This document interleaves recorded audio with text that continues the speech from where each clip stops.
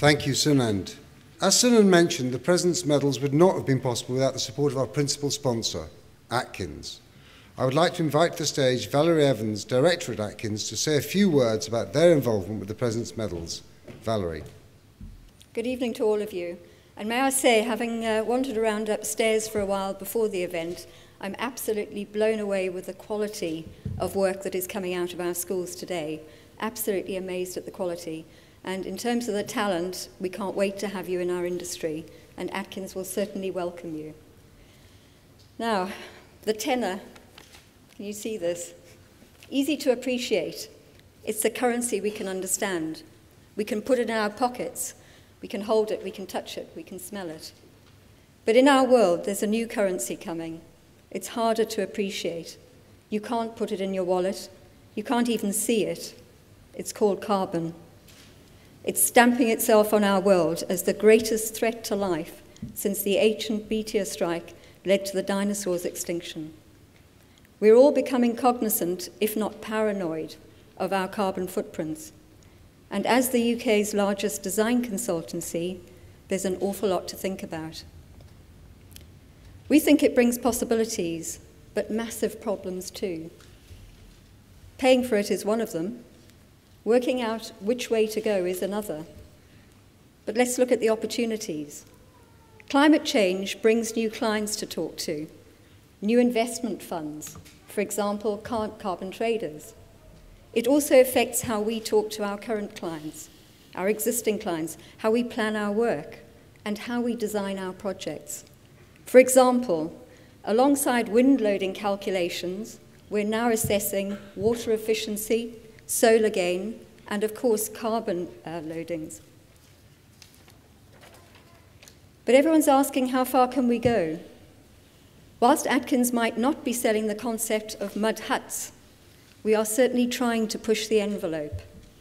We recently opened a new campus, Northumbria University, where we did some clever but really, really simple things. We took the really busiest classrooms and put them on the shady side of the building. We took staircases that were internal, put them outside. That way customers were actually saving on heating and cooling. We ended up with a building that made real environmental sense. And we educated our client in the process, which we're quite proud of. However, it's not all about invention. It's also about deconstruction. It often doesn't mean taking a step forward in innovation, but sometimes taking a step backwards. We look at pre-industrial methods and try and adapt them. That way we spend less carbon. Carbon budgets will be set by the Committee on Climate Change. This promises a completely new approach. It sets carbon targets in the same way that our Chancellor sets budgets for the economy. Now we're seeing carbon targets being driven by science, not just economics. Government plays a crucial role in bringing about climate change, and I must say I'm delighted to see that someone has a label over their door stating climate change. That brings it to a whole new level. Coming back to the built environment, recently Keith Clark, our Chief Executive, was asked by a new civil engineer, what do you think the most important development has been in the construction industry to date? Do you know what Keith answered? He said it hasn't happened yet. We're not thinking of one new invention. We might be thinking of dozens, hundreds, thousands, who knows, all driving us to the goal of truly sustainable design. It is an evolution of planning, design, and delivery, not one driven by natural evolution, but one driven by absolute necessity. So, we're back to this.